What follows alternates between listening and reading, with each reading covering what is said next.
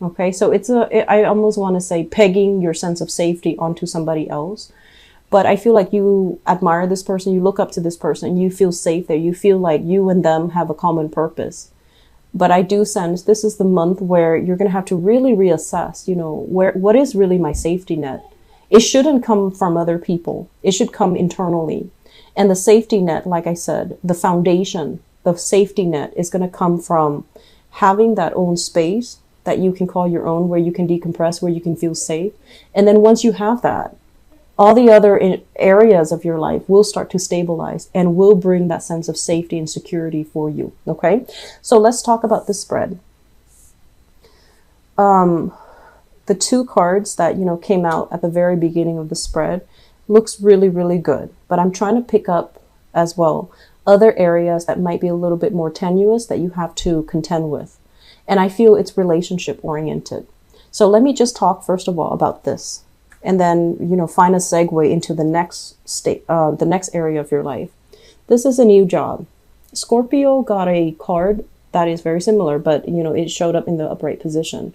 So the Ace of Pentacles is some type of a God-given opportunity to make money. This is a very, very lucrative work assignment. And it's also something that can be greatly income generating. It can be very, very prosperous. You're looking at this and you're just like, I feel like some of you might need to make a move for this and you're not sure if the move is worth it.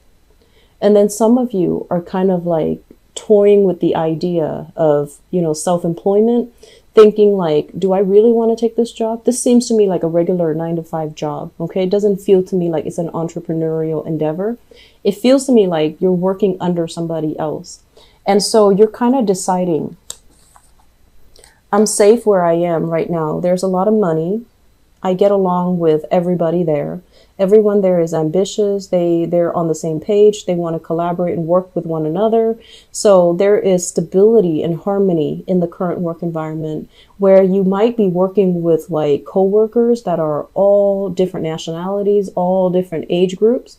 So you might have somebody that is, on the verge of retiring, and you're just like eyeing the position thinking, well, if they leave, new positions will open up. You're working with people that could also be a lot younger than you. And you're kind of, revered, you're held in high regards because they look at you and they believe that you know what you're doing and you can help them.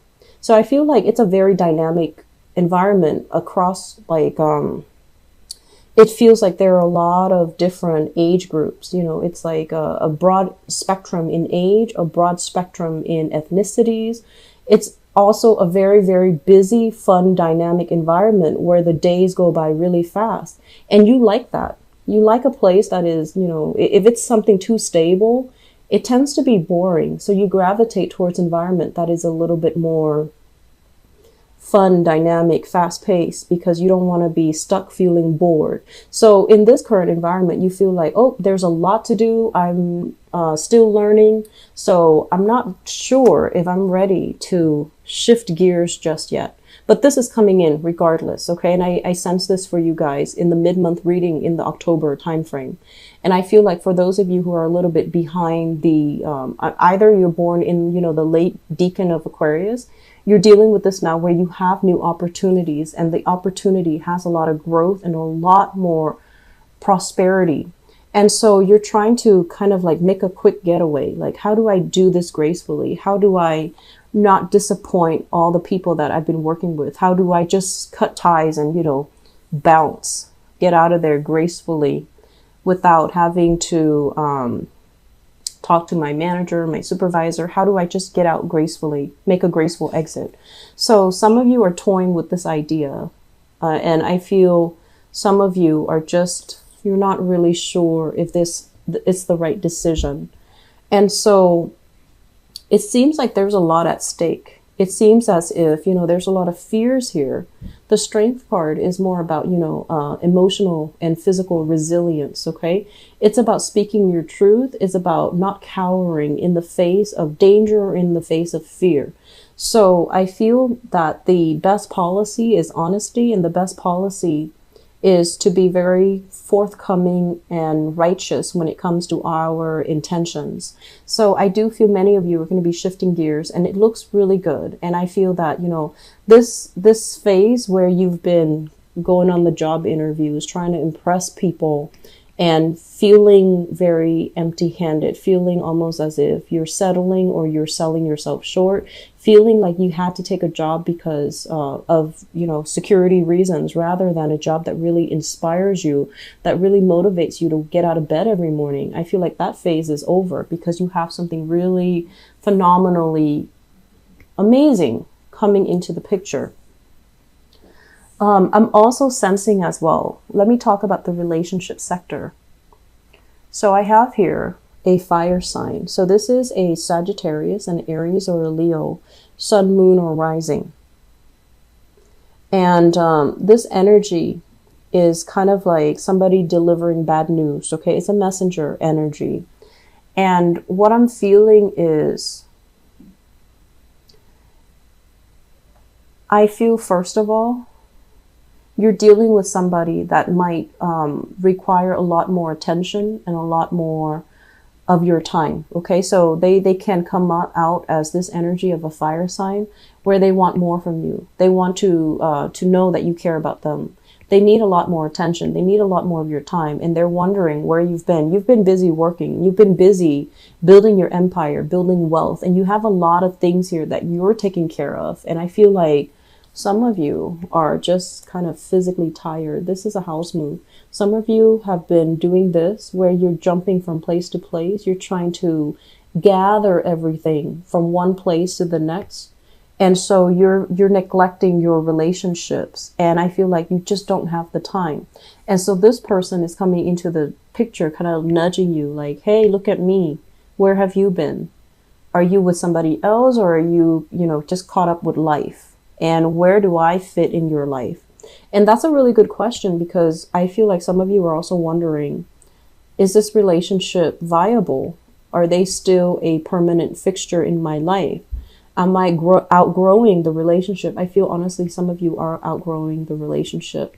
And you might not have the heart to break it to them, because, they're pure and innocent and just a very fun person to be around. They're lighthearted, and I feel like they're generally very honest, but you're just not really sure of the long-term viability of the relationship, because you have a lot of expanding that's happening in your life, a lot of, I want to say, grabbing new opportunities that's coming in, and you keep yourself very nimble on your feet.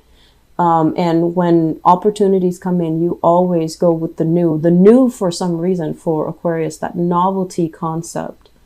It's always like, it's almost like the grass is always greener. You have that tendency to do that. As long as it's not old, as long as it's new, I can handle the new. And I don't care what's going to happen. New is new. New is better. New is not always better, but I feel like in your mind, you automatically make up this belief that new is always going to be better. At least, it's going to be exciting. It's going to require some adjustment. So initially, yes, it's going to be fun. It's going to be exciting. It's going to be new. But then that novelty concept always wears off. And so it's really important for you to really look at, clearly, is this still viable? Am I outgrowing this person, like just spiritually? Or is it no longer proving to be new and exciting anymore, and that's why you want to leave it behind? But I feel like there's going to be a little bit of, I want to say like attention seeking from your partner. And I feel that they want to feel close to you again. They feel neglected, and they feel like you're not really in the picture. Okay. What I'm also sensing as well is some of you are in a relationship where the fun in the romance, for whatever reason, there's always a third party tagging along. It could be children, or it could be, family. So there's like always a third wheel, or there are always other parties interfering. I'm not sensing exes. Honestly, I'm not. It's not like, your ex or their ex is like poking their heads in the picture. I just feel like there's an element of, having a lot of people always around. And so you can't really have a normal one-on-one type of a relationship. If that sounds like you, Aquarius, you need to somehow create the space so that your relationship can thrive, because it's really affecting your relationship. And I feel you or your partner is no longer feeling like this is viable. It's almost like, you know how you have some people, I see this a lot in TV shows, but I don't really see it in real life, but you know, it does happen, I'm sure, where you have a friend that's always tagging along, you have a brother that's always tagging along, or you might be in a relationship with someone with children and they have children tagging along. And so when you're trying to have a relationship, especially at the very beginning of a relationship, you want to carve out that alone time so that you can get to know your partner. You want to, you know, isolate the relationship partner, not because, you know, of manipulation or jealousy or whatever. It's all about spending the time to properly get to know somebody. And I feel like with a lot of Aquarius, you know, the lines between who you're dating and who you're friends with, it kind of blurs, right? And so you feel like it's okay to bring my boyfriend, to, you know, to bring my friends along when I'm going on a date with my boyfriend or girlfriend. And so try to really reassess this, because I feel like your partner, or, you know, if your partner is doing this, you might not like it. And so it's really important to have these discussions. I just feel like a third wheel, somebody is, you know, coming along, dragging along, being dragged along, or some interference in your relationships here. And it's coming in at an inopportune time. And this is the month, it might have been happening, but this is the month where it proves to be very burdensome, and it's not something you can sweep under the rug or you can ignore anymore. Okay. So moving forward, what I do sense overall is we have a lot of work energy. And, you know, this general reading is going to be heavily focused on work and finances and your career. But we have a situation here where I feel, you know, you guys work really hard, and you're scrambling, you're trying to save up. So I feel like, you know, since last month was a big spending month, and money kind of slipped through your fingers. So this is the month where you need to, you know, keep track, itemize, and try to reduce spending, especially frivolous spending. So everything you do now this month has a purpose. If you are buying something, it has to serve a function in your life, which is great, which is the way that we should, you know, approach money and resources. Everything that you do has to have a function, and you're trying your best to limit spending. You're trying your best to save up. You're itemizing things. You're setting a budget for yourself, which is actually similar to a Scorpio reading that I did. And so I do see many of you kind of like with spreadsheets, trying to do the bookkeeping, trying to sit down and sort through your finances, trying to, you know, even get a head start when it comes to tax season as well for those in the United States. So you're going to have to, you know, really sit down and think about, what are essential items? What can I live without? What do I need to get rid of? So I see you with piles, you know, piles in front of you. One is like a throwaway pile. The other one is a maybe pile. And the other one, the third one, is like a keep pile. So you're, you know, sorting things out. What do I absolutely need in my new space, in my new life? And what can I do without? So you're getting rid of a lot of sentimental items, things you've accumulated over the years, things that, you know, even you have created with your own two hands. Artwork, pottery, jewelry, you know, things that you physically created or things that were given to you. And I'm also sensing this environment here where if you are moving, you have a lot of stuff that you absolutely need to get rid of. This is like wealth that is, you know, generational. It's accumulated over time. And I do see lavish furnishing, thick, heavy, you know, tapestries, thick, heavy curtains, really expensive rugs or exotic looking rugs. So a lot of things in your house that are just cluttering your space, cluttering your mental processes, cluttering your life. You need to get rid of them. And the best policy, I always feel, when it comes to donations, you know, it's always good to donate things that we don't need, because there's always somebody out there that can make use of it.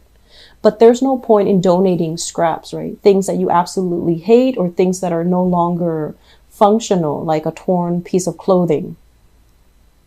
You know, mainly because the whole point of donation is to really think about, okay, I really like this, but I have to part ways with it. So I'm going to give it to somebody else that can make use of it or that can treasure it the way that I do.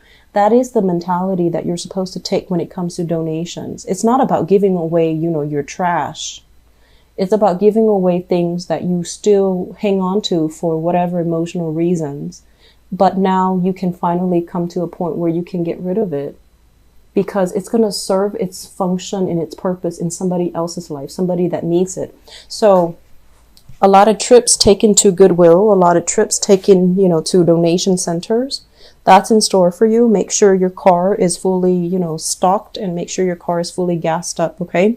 I feel like, you know, the whole donation concept, it is going to bring about really good energy. I feel like it's, you know, just the law of attraction.